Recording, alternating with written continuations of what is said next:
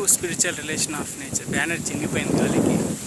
Self help spiritual meditation చేసే images అవి.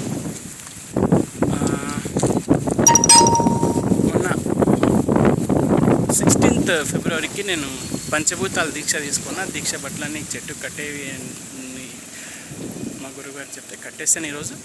ఈరోజు 5th మార్చ్ 2025.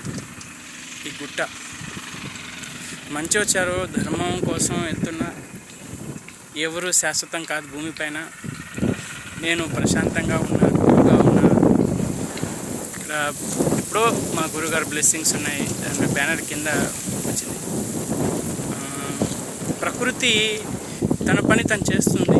మనిషి రూపంలో చేస్తుందా, ఎలా వచ్చి చేస్తుందా? ఇప్పుడు గాలిని మనం చూడలేము, దాన్ని కంట్రోల్ చేయలేము. అది ప్రకృతి. అది ఎదుగుతున్న చెట్టుని మనం కంట్రోల్ చేయలేము. కోసేస్తున్నా కూడా ఎక్కడో చోట దానికి వేవ్స్, అది వైర్లు ఉంటాయి. జీవితం అంతే. మనుషులు చచ్చిపోయిన ఆనవాళ్ళు ఎక్కడో చోట ఉంటాయి.